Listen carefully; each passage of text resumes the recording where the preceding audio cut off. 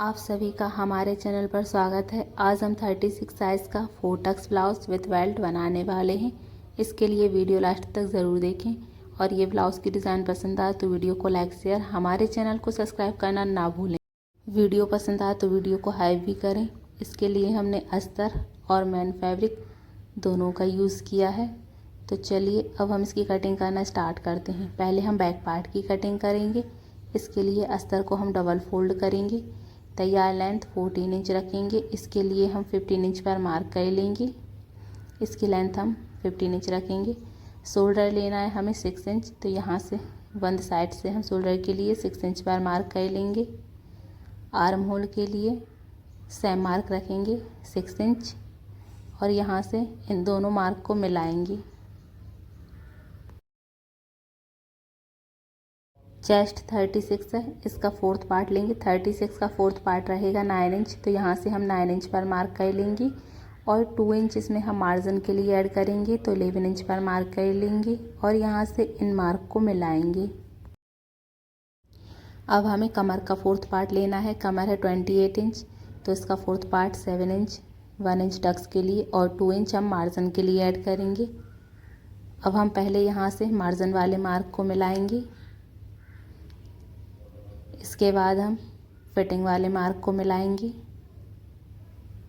ये मार्क करने के बाद इसमें हम आर्म होल की मार्किंग करेंगे। तो यहाँ से 1.5 इंच लेते हुए हम आर्म होल को ड्रॉ कर लेंगे।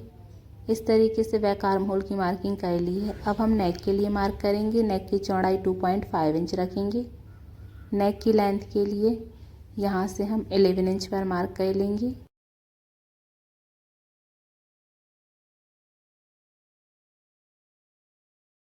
अब हम इस बॉक्स के अंदर बैक नेक ड्रॉ करेंगे।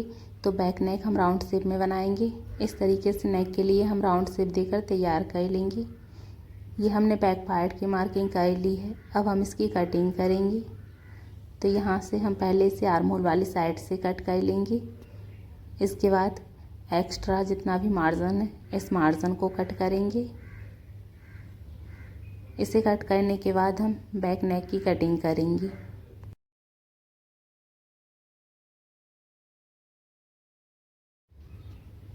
इस तरीके से हमने ये बैक पार्ट को कट कर लिया है। अब हम इसे मैन फैब्रिक के ऊपर निकालेंगे। इसके बाद हम फ्रंट पार्ट के लिए डबल फोल्ड फैब्रिक लेंगे। इसकी लेंथ हम बैक पार्ट से 1 इंच एक्स्ट्रा रखेंगे, तो इसकी लेंथ हम 16 इंच रखेंगे और शोल्डर हमें लेना है 6 इंच। आर्म होल के लिए भी हम 6 इंच पर मार्क कर लेंगे और यहाँ से इन मार्क को मिलाएंगे। चेस्ट का फोर्थ पार्ट लेंगे। चेस्ट है 36, इसका फोर्थ पार्ट 9 इंच और 2 इंच मार्जिन के लिए ऐड करेंगे। इन मार्क को मिलाएंगे। इसके बाद हमें कमर का फोर्थ पार्ट लेना है। कमर है 28 इंच, इसका fourth part 7 inch, 2 inch margin के लिए, 2 इंच टक्स के लिए ऐड करेंगे। तो इस तरीके से इन मार्क को मिलाने के बाद हम यहाँ से मार्जिन वाले मार्क को मिलाएंगे। इसके बाद फिटिंग वाले मार्क को मिलाएंगे। अब हम इसमें फ्रंट आर्म होल की मार्किंग करेंगे। फ्रंट आर्म होल के लिए 1/2 इंच अंदर की तरफ मार्क कर लेंगे और यहाँ से फ्रंट आर्म होल को ड्रॉ कर लेंगे। आर्म होल की मार्किंग के बाद नेक के लिए मार्क करेंगे। नेक की चौड़ाई 2.5 इंच रखेंगे। नेक की लेंथ के लिए 5.5 इंच पर मार्क कर लेंगे और यहाँ से इन मार्क को मिलाएंगे। अब हम इस बॉक्स के अंदर फ्रंट नेक ड्रॉ करेंगे। फ्रंट नेक हम राउंड शेप में बनाएंगे, तो यहाँ से हम राउंड शेप ड्रॉ कर लेंगे। इस तरीके से फ्रंट नेक की मार्किंग करने के बाद हम इसमें बेल्ट के लिए मार्क करेंगे। तो नीचे से बेल्ट के लिए हम 3 इंच पर मार्क कर लेंगे। पीछे कमर की तरफ भी इसमें हम 3 इंच पर मार्क करेंगे और यहाँ से एक सीधी लाइन ड्रॉ कर लेंगे। बेल्ट में हम सामने की तरफ से आगे की तरफ से 1 इंच ऊपर की तरफ मार्क कर लेंगे और यहाँ से बेल्ट को शेप देकर तैयार करेंगे। अब हम इसमें टक्स के लिए मार्क करेंगे। बंद साइड से 4 इंच पर मार्क कर लेंगे। टक्स पॉइंट के लिए 10.5 इंच पर मार्क कर लेंगे और यहाँ से इन दोनों मार्क को मिलाएंगे। अब हम इस वाले टक्स से दोनों तरफ 1 इंच का गैप लेते हुए ये मार्क करेंगे। अब पहले वाले टक्स से हम सामने की तरफ नेक वाली साइड पर 2 इंच का गैप रखेंगे और इस तरीके से 2 इंच का गैप लेते हुए हम टक्स के लिए मार्क करेंगे। अब हम पहले वाले टक्स से दूसरी तरफ भी 2 इंच का गैप रखेंगे। कमर वाली साइड पर 1.5 इंच पर मार्क कर लेंगे और यहाँ से इन दोनों मार्क को मिलाएंगे। ये वाले टक्स की मार्किंग के बाद इस वाले टक्स से आर्म होल की तरफ हम 2 इंच का गैप रखेंगे। तो यहाँ से 2 इंच का गैप लेते हुए ये मार्क हम आर्म होल वाली साइड पर मिलाएंगे। तो इस तरीके से हमने ये 4 टक्स की मार्किंग कर ली है। अब हम इसकी कटिंग करेंगे। पहले हम बेल्ट को कट करके अलग कर लेंगे।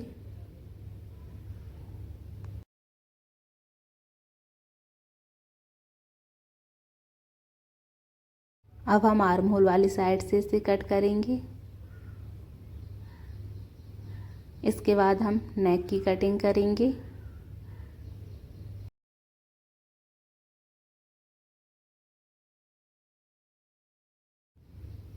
इस तरीके से हमने 4 टक्स वाले पार्ट के साथ बेल्ट को कट कर लिया है। अब हम स्लीव की कटिंग करेंगे। इसके लिए 4 फोल्ड फैब्रिक लेंगे। यहाँ से हम इसे 9 इंच रखेंगे। स्लीव की तैयार लेंथ 3.5 इंच रखेंगे। इसके लिए हम 4.5 इंच पर मार्क कर लेंगे। ओपन साइड से हम 2.5 इंच पर मार्क करेंगे और बंद साइड की तरफ इसे तिरछा मिलाएंगे। अब हम यहाँ से स्लीव को ड्रॉ करेंगे। तो इस तरीके से हम नॉर्मल स्लीव की मार्किंग कर लेंगे। अब इसमें हम स्लीव की फिटिंग के लिए मार्क करेंगे। तो यहाँ से हम 8 इंच पर मार्क कर लेंगे और इस तरीके से इसे मिलाएंगे। अब हम नॉर्मल स्लीव को कट करेंगे।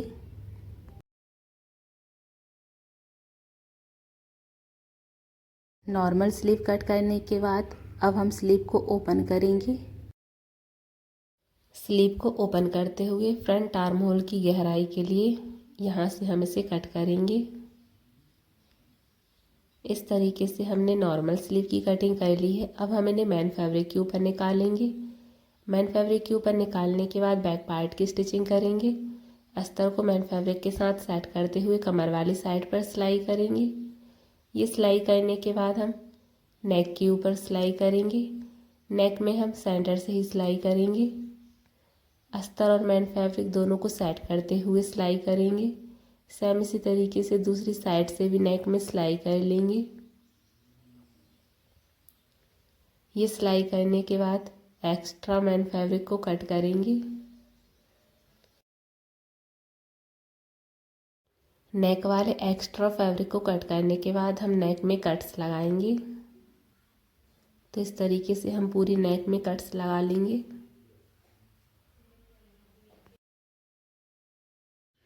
अब हम अस्तर को अंदर की तरफ फोल्ड करेंगे। अस्तर को अंदर की तरफ फोल्ड करते हुए मेन फैब्रिक को सीधा कर लेंगे और अस्तर को मेन फैब्रिक के साथ सेट करते हुए इसमें फिनिशिंग सिलाई करेंगे। पहले हम ये फिनिशिंग सिलाई कमर के ऊपर कर लेंगे।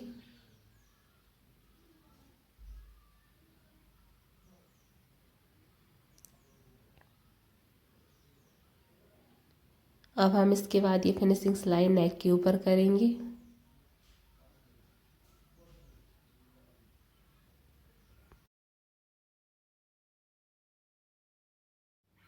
इस तरीके से हमने ये नेक में फिनिशिंग सिलाई लगाकर नेक को तैयार कर लिया है।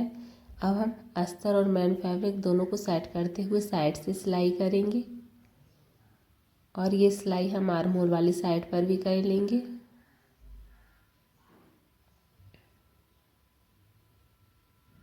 ये सिलाई करने के बाद एक्स्ट्रा मेन फैब्रिक को कट करेंगे।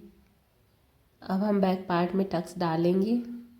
तो इसके लिए शोल्डर का सेंटर निकालते हुए हम इसे फोल्ड करेंगे और नीचे से 1/2 इंच का मार्जिन लेते हुए 4.5 इंच लंबाई पर टक्स के लिए मार्क करेंगे। सेम इसी तरीके से दूसरी साइड भी हम टक्स के लिए मार्क कर लेंगे और इसके ऊपर सिलाई करेंगे। तो इस तरीके से बैक पार्ट में हमने दोनों टक्स डालकर तैयार कर लिए हैं। अब हम फ्रंट पार्ट की स्टिचिंग करेंगे। अब हम अस्तर को मेन फैब्रिक के साथ सेट करते हुए इसमें सिलाई करेंगे। अब हम ये सिलाई नेक के ऊपर भी कर लेंगे। इसके बाद हम आर्म होल वाली साइड पर भी ये सिलाई करेंगे। ये सिलाई करने के बाद एक्स्ट्रा मैन फैब्रिक को कट कर लेंगे। सेम इसी तरीके से हम दूसरा फ्रंट पार्ट भी तैयार करेंगे। अब हमने जो टक्स के लिए मार्क किए हैं इन टक्स के ऊपर से सिलाई करेंगे। पहले वाले टक्स में हम 1 इंच का मार्जिन लेते हुए सिलाई करेंगे। इसके बाद वाले टक्स में हम 1/2 इंच से कम मार्जिन लेते हुए सिलाई करेंगे और इस तरीके से कॉर्नर पर सिलाई को रोक लेंगे। आर्म होल वाली साइड पर भी इसी तरीके से टक्स डालेंगे। इस तरीके से हमने ये 4 टक्स के ऊपर सिलाई लगाकर 4 टक्स वाले पार्ट को तैयार कर लिया है। अब हम इस 4 टक्स वाले पार्ट के लिए बेल्ट की स्टिचिंग करेंगे। तो बेल्ट को मैन फैब्रिक के साथ सेट करते हुए नीचे कमर वाली साइड पर सिलाई करेंगे। अब हम अस्तर को अंदर की तरफ फोल्ड करेंगे और अस्तर को अंदर की तरफ फोल्ड करते हुए इसके ऊपर फिनिशिंग सिलाई कर लेंगे। बेल्ट में हम ऊपर की तरफ भी सिलाई लगाकर बेल्ट को तैयार करेंगे।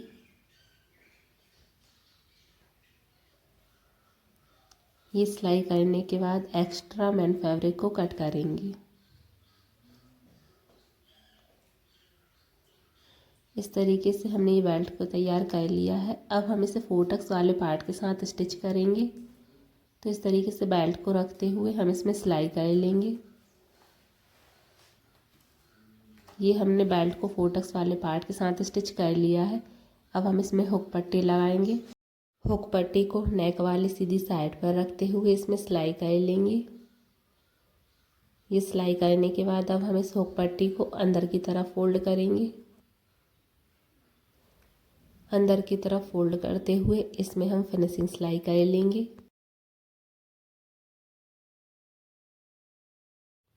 इस तरीके से सिलाई करने के बाद यहाँ पर सिलाई को लॉक करेंगे। अब हम इस हुक पट्टी को अंदर की तरफ डबल फोल्ड करेंगे और डबल फोल्ड करने के बाद अंदर वाली साइड से सिलाई करेंगे। इस तरीके से हमने ये हुक पट्टी बनाकर तैयार कर ली है। अब हम दूसरी साइड में आई पट्टी बनाएंगे। अब हम अस्तर को मैन फैब्रिक के साथ सेट कर लेंगे और इस आई पट्टी को नेक वाले रॉन्ग साइड पर रखते हुए इसमें सिलाई करेंगे।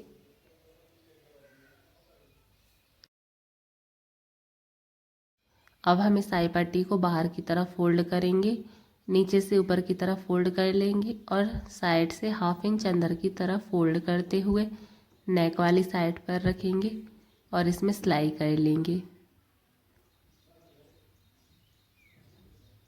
आई पट्टी में हम डबल सिलाई करेंगे और यहाँ पर सिलाई को लॉक कर लेंगे। इस तरीके से हमने ये आई पट्टी बनाकर तैयार कर ली है। इस तरीके से हमने फ्रंट के दोनों पार्ट बनाकर तैयार कर लिए हैं। अब हम इसमें पाइपिंग लगाएंगे। पाइपिंग के लिए ओरीवी पट्टी लेंगे। इस ओरीवी पट्टी को डबल फोल्ड करते हुए नेक वाली साइड पर रखेंगे।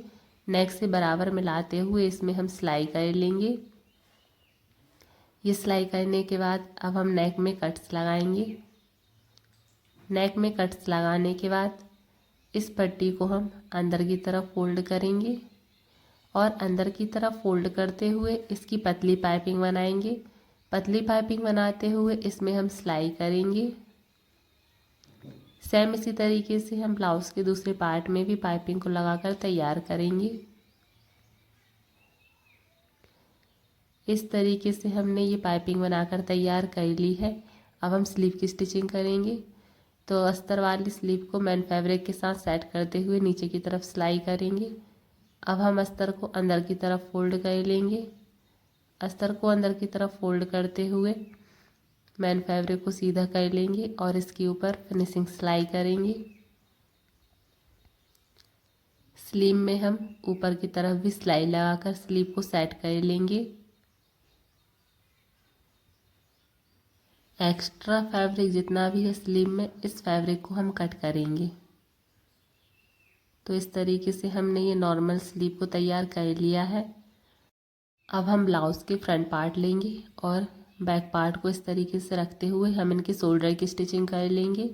तो इस तरीके से हमने ब्लाउज़ के शोल्डर स्टिच कर लिए हैं। अब हम स्लीव का सेंटर निकालेंगे। स्लीव के सेंटर को शोल्डर से मिलाते हुए स्लीव की स्टिचिंग करेंगे। स्लीव की स्टिचिंग हम सेंटर से ही करेंगे। सेम इसी तरीके से हम दूसरी साइड से भी स्लीव को स्टिच कर लेंगे। दूसरी साइड से भी स्लीव को सेंटर से ही स्टिच करेंगे। इस तरीके से हमने ये स्लीव को ब्लाउज़ के साथ स्टिच कर लिया है।